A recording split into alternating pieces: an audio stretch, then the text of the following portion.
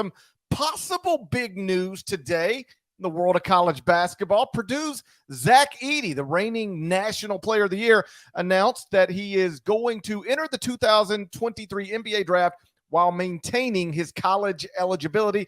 That means he could go or he could stay. Deadleg, do you have a prediction? What do you think Zach Edey is ultimately going to do? Happy Tuesday to you, GP. Happy Tuesday to you. Great to see you here.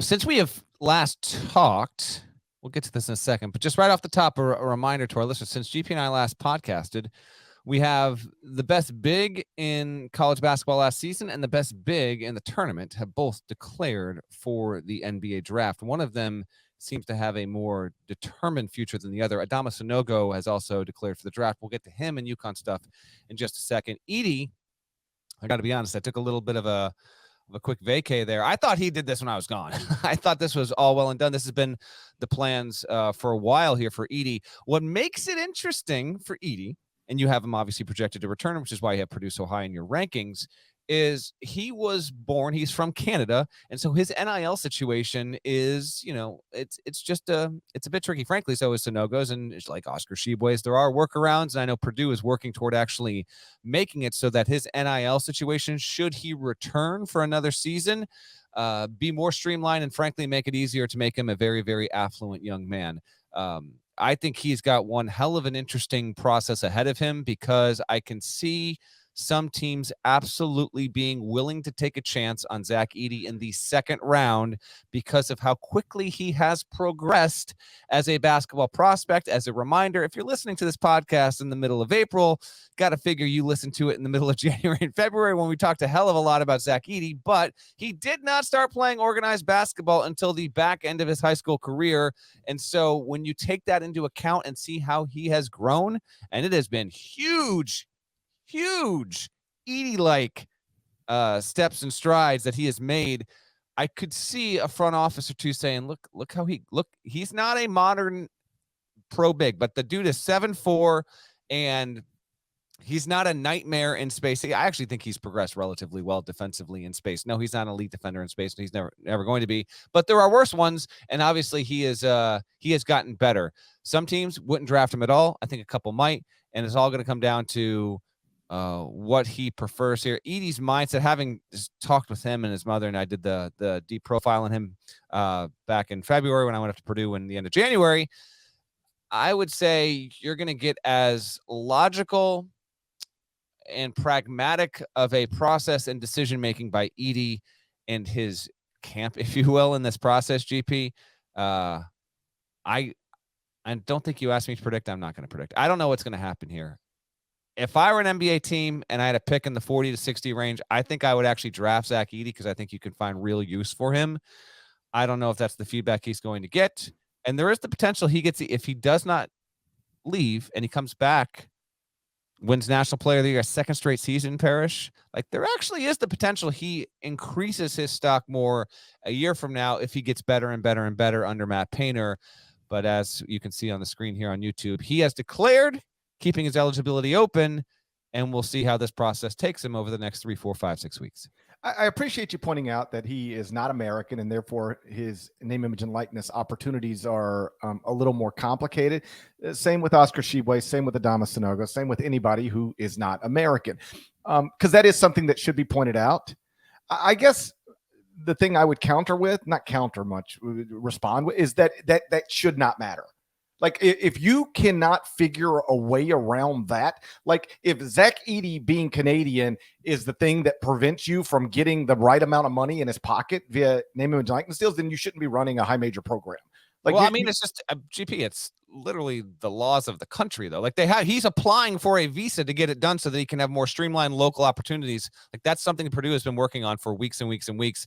And I think it will be a major factor, or it could be a major factor in whether or not he decides to stay or go. That's all. Yeah, no, I just think that's got to get done. Period. Yes, it has to get done. Literally, the United States government has to approve that for that to happen. Just so you know. Well, you got to have a friend in the government. Then you'll get like that. That's got to get done. You cannot lose the reigning National Player of the Year over this type of stuff. Yeah. You simply requires a visa. Just so people are fully understanding, there's a specific kind of Zach Edey needs to Purdue and it should, and I'll shut up. Purdue needs to prove that Zach Edey is an elite level athlete that is deserving of all of these opportunities that other American-born non-professional athletes are Well, provided. can't you just take pictures of the National Player of the Year awards and send them in? Wouldn't that do it? You welcome. Yes, there is. It is quite the red tape that has to be cleared to get that done. As right. I understand all of the red tape. I just also believe that cannot be a part of the decision-making process. Like that's got to get handled. However you handle such things, it's got to be handled. How about this?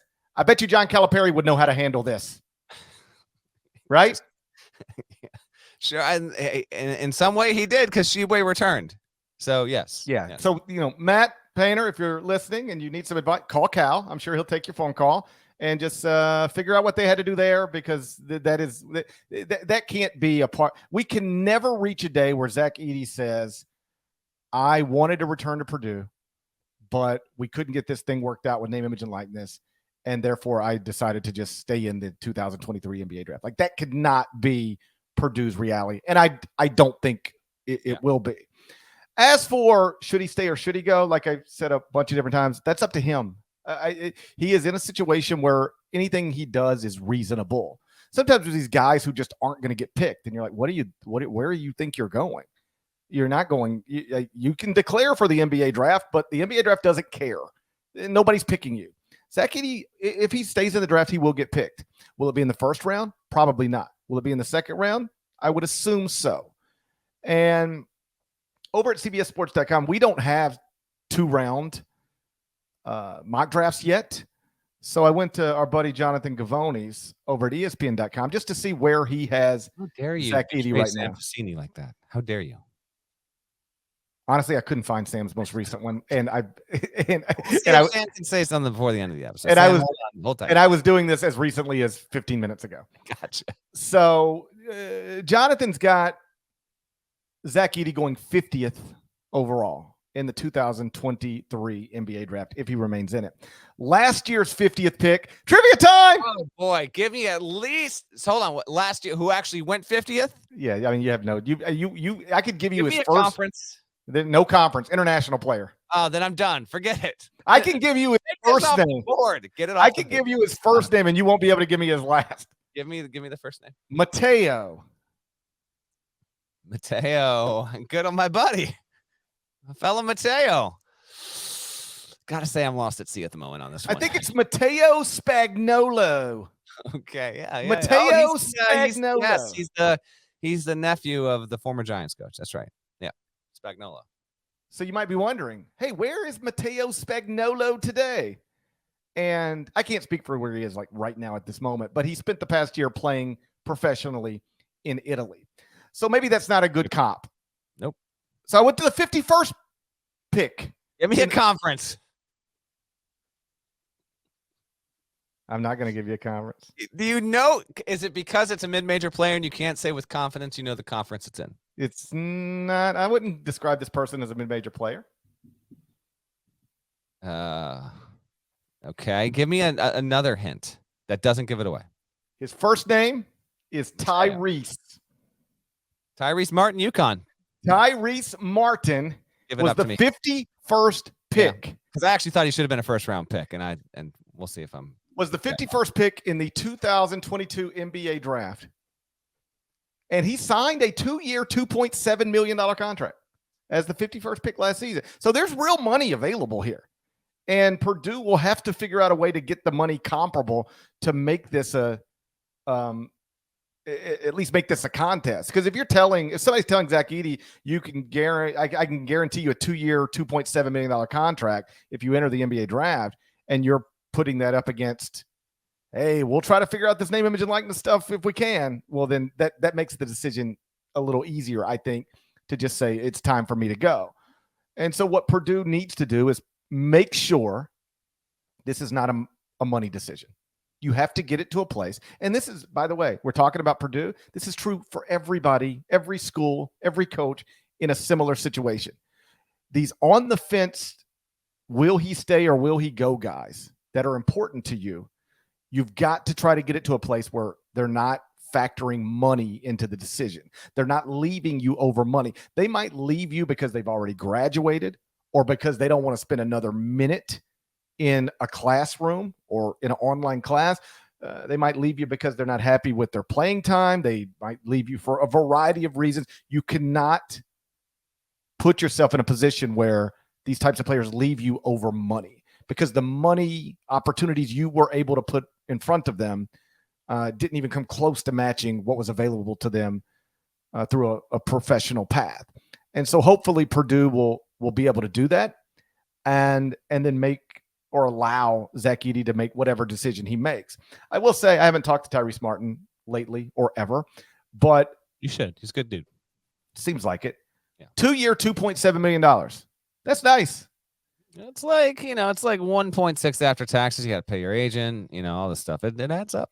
Yeah, well, taxes are everywhere. Even if you're taking name, image, and likeness money, I know. You're dealing with taxes there too. Some of them, yes, but yes.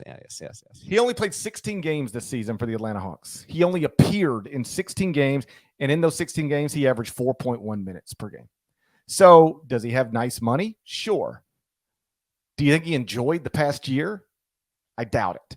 And I'm not going to say whether he's living the dream. It's nobody's dream to appear in 16 games and play 4.1 minutes in those games. I always make this point. Tyrese Martin probably sat on a bench this season for the first time in his life, right? Well, I'm sure he had sat on benches before this. You know what I mean. I know. I'm just listening. This is probably the first time in his life he's ever been a bench player. Fair. And yes. I remember, not to compare myself to an NBA player, but you're due. It's been a few weeks. But I played sports when I was younger, and I was good at some of them. And one of the ones I was good enough at was baseball. And I was my whole life starting second baseman or shortstop. I was a good, not great baseball player my whole life.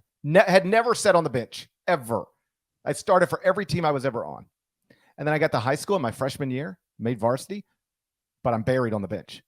I'm a 14-year-old freshman, and I'm just buried on the bench. And we were good, and I was miserable. I hated it. As the season progressed, I just wanted us to lose because I got tired of just sitting in the dugout watching. That is the terrible one. Teammate. I was a terrible teammate, but I just remember it was like a shock to the system.